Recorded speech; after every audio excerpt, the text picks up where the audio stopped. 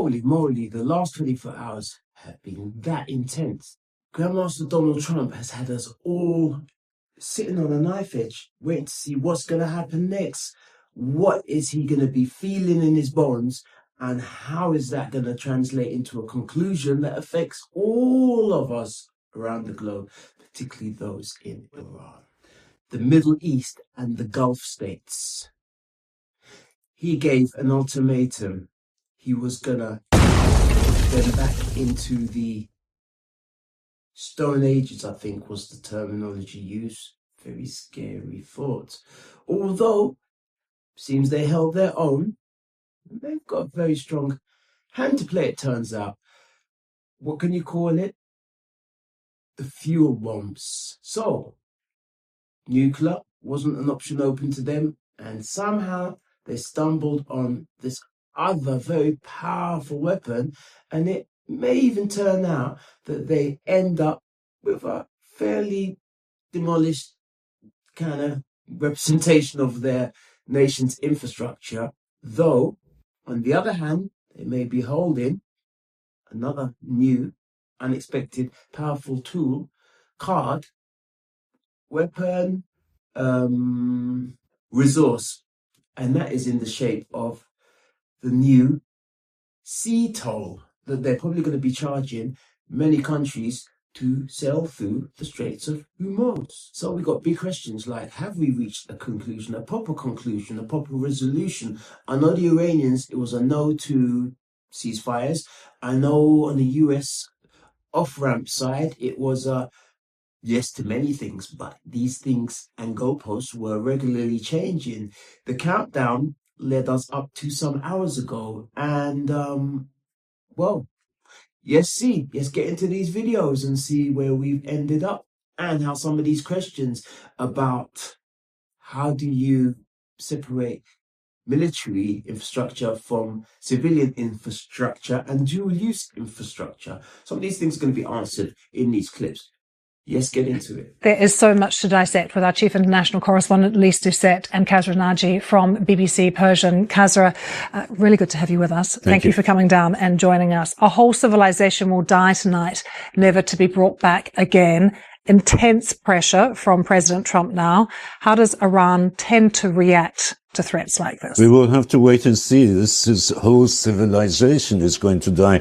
It's pretty sort of dramatic, this, and obviously a lot of Iranians are very concerned that what might happen tonight after this deadline is over, praying that there will be some kind of a deal beforehand. There are signs that things might be moving in that direction. There are Iranian ambassador in Islamabad has been tweeting positively, saying that these talks are at a critical and sensitive stage, as he puts it. So there are diplomatic efforts by the Pakistanis to mediate, and others, I must say.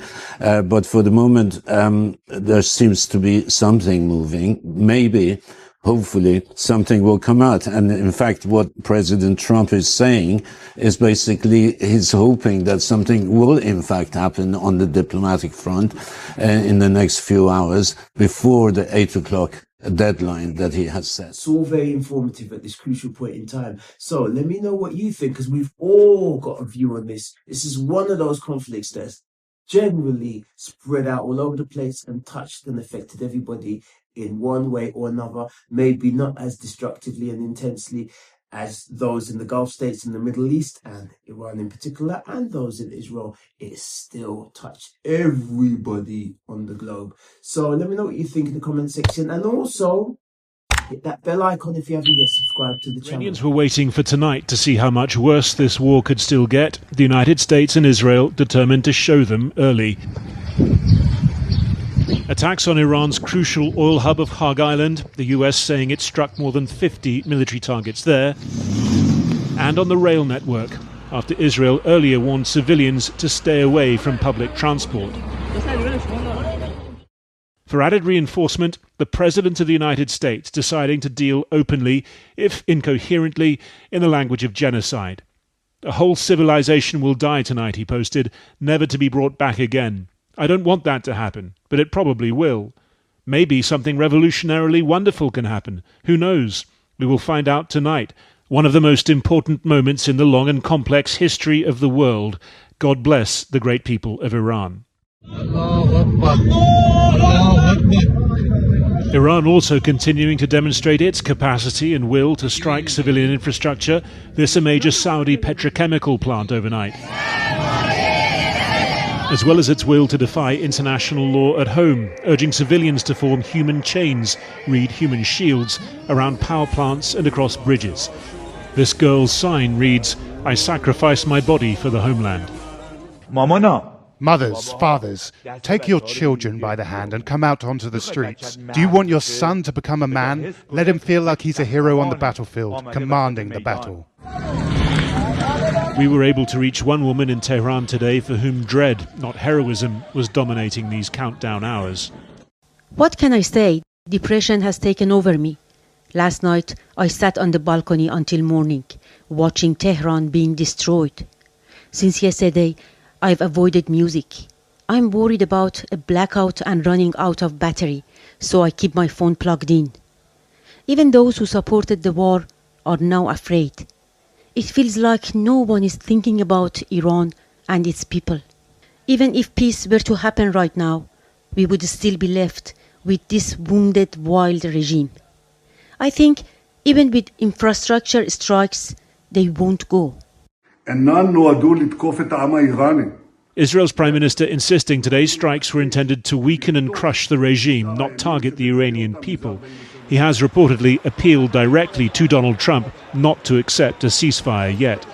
The biggest fear of the Israeli government that the Iranian will get a deal, that they will get relief with the sanctions, the regime will stay, will survive, and then you have nothing to threat the Iranian with. And on the other hand, if Trump and Israel does go through with this massively expanded attack on civilian infrastructure, that could blow back hugely on the Gulf countries. Israel wants those countries to be its allies and partners. We need to distinguish between the interest of the Israeli government and the interest of the Israeli country and the state of Israel. Okay? It's not the same. Netanyahu just wants this campaign to go on, to try to weaken Iran as much as possible. Iran is warning attacks on its power grid would be met with strikes on those of its neighbours, plunging, it said, the region into darkness. We have been warning since 2023 that escalation left unchecked will get us into a situation where it cannot be controlled. And we are very close to that point. And this is why we have been urging all parties to find a resolution out of this, to find a way of ending this war before it spirals out of control. Those against. At the UN Security Council this evening, Bahrain's already watered-down resolution on protecting shipping through the Strait of Hormuz struck down by Russian and Chinese vetoes. The fallout of the war seemingly spreading to a new location today, a gun battle outside the empty Israeli consulate in Istanbul. One attacker shot dead, 2 others captured, all linked, Turkey said, to a group that exploits religion. My attitude towards military conflict has always been to pray that we're on God's side. The US Vice President in Hungary today to provide a pre-election boost to Trump's ally, Viktor Orban, reportedly on standby to jump into last-minute Iran negotiations. Fundamentally, the military objectives of the United States have been completed. So that means, as the President has said, very shortly this war is going to conclude. We feel confident that we can get a response, whether it's positive or negative. We're going to get a response from the Iranians by 8 o'clock tonight. That's 3:30 a.m. on Wednesday in Iran, 1 a.m. in the United Kingdom. For now, Donald Trump's doomsday clock ticks on.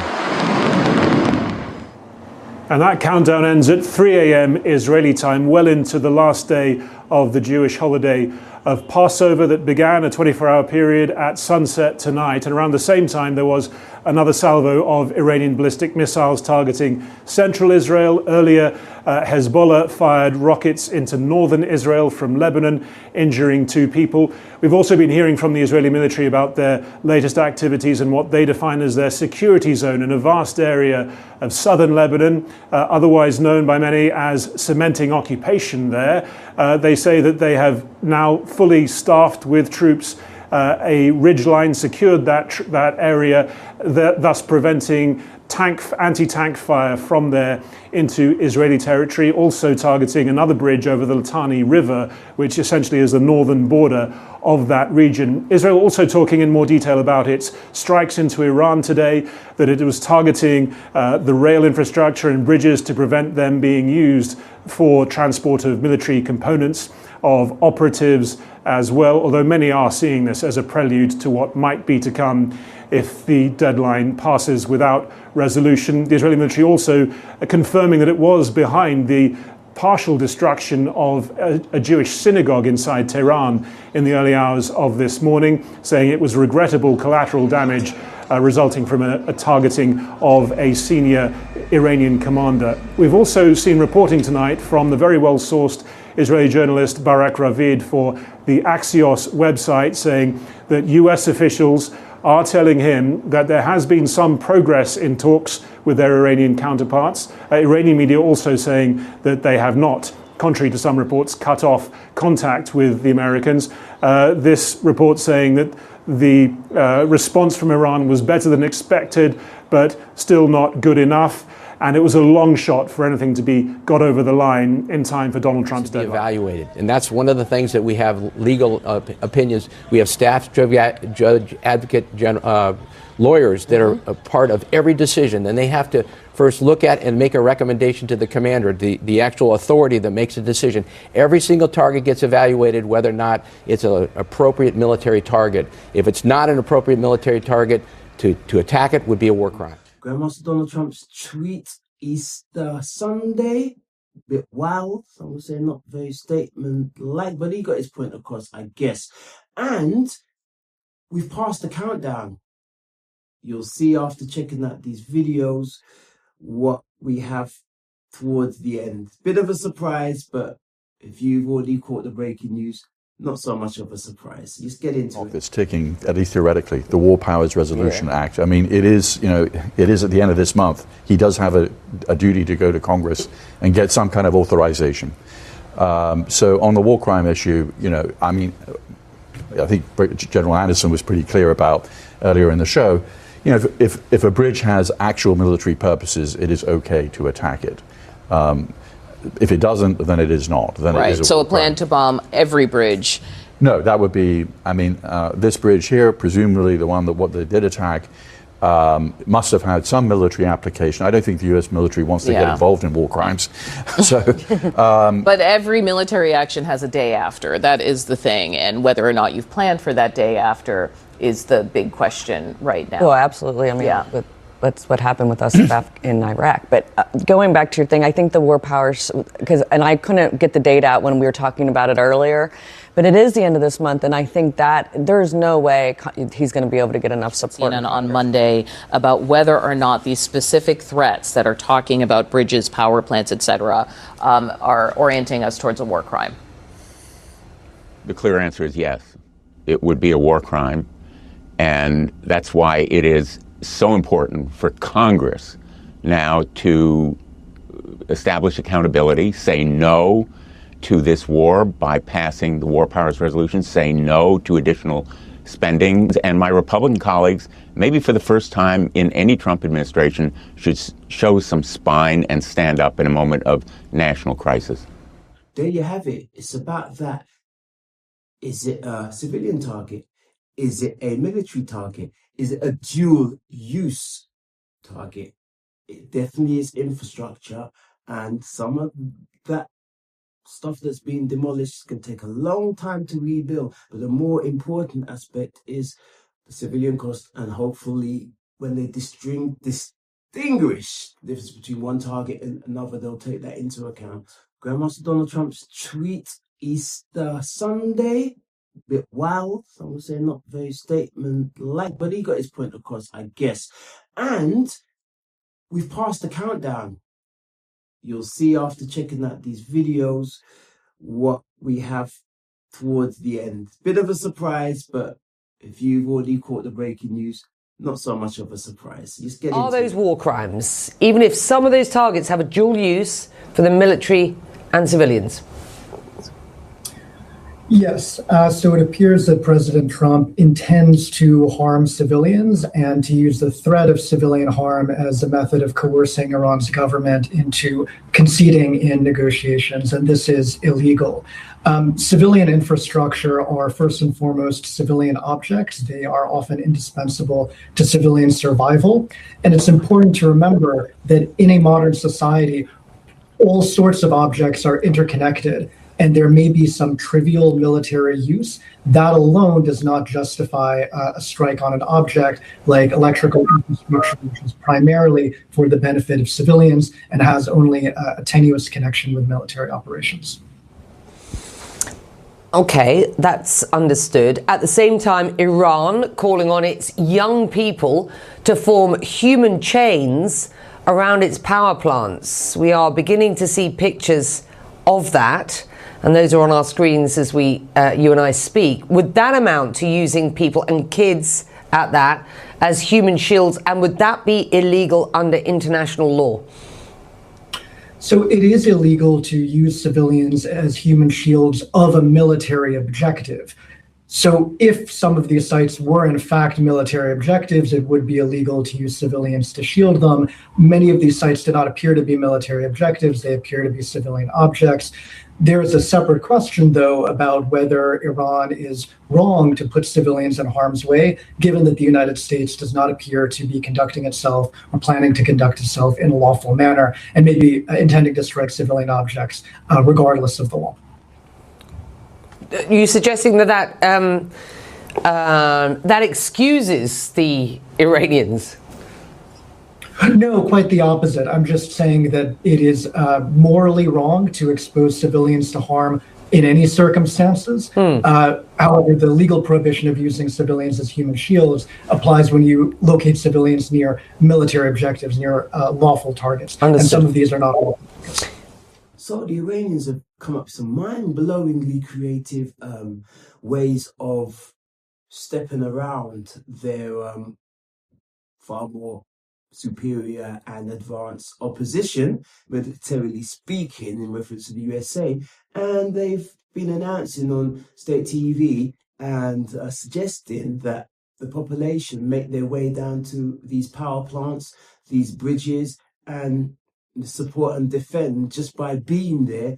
Their national infrastructure is just like, who would have thought it might look like coercion? Although I've seen some of these news stories and it looks like the people are there potentially either patriotically in support of their nation, maybe some of them have been drummed up and choreographed by the regime, but there's a lot of people with long flags, banners, they brought the whole family out and they've planted themselves in these locations, and fingers crossed they won't be seen as targets, human shields or however you choose to describe them. Once you have civilians on the ground there, we just, pray that those targets will be at least avoided until there's nobody, no human presence on scene. Now, despite the fact that they're dealing with a much more advanced and superior opponent in the USA and Israel, militarily speaking,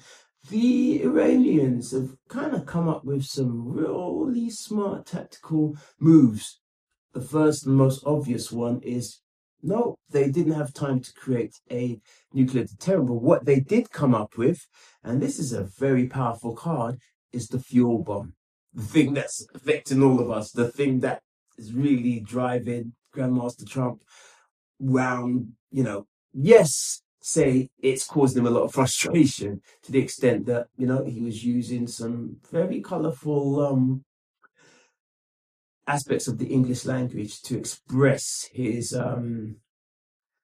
how he feels towards the Iranian regime, not coming to the table and agreeing with his term. So he got the point across and the countdown began. Some time ago, I think that was quite a few hours has passed. Quite a surprising outcome. It might be that we've arrived at a point where legitimately not all of the unconvincing negotiations we've been told about thus far, this seems to be kind of genuine. Over here in the UK, there hasn't been much coverage of the Chinese and Pakistan's peace initiative that has been on the table for some time, from my understanding, but the USA rejected it anyway. And it's just one of those things, for some reason, it hasn't really been covered. The other question is, how is all of this conflict affecting the ordinary person, not the governments, not their economies, the regular person's pocket, at the pumps, at the supermarkets, and it's definitely hit Cuba prior to this conflict when Venezuela was captured, and all the oil to their small island completely stopped. So that means no hospitals, no tourist industry. They reverted to horse and cart just to try and get from A to B, and everything pretty much shut down and in a very difficult situation. And then this came along, so the spotlight was diverted, or has been diverted.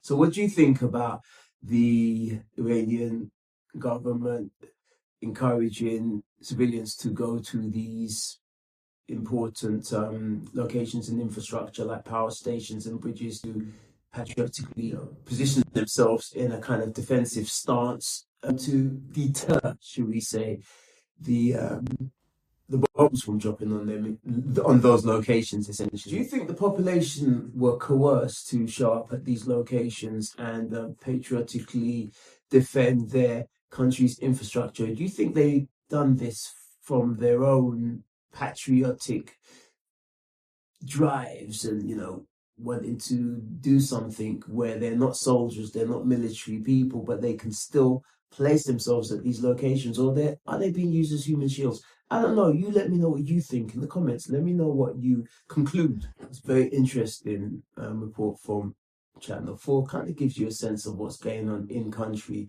in relation to Iran.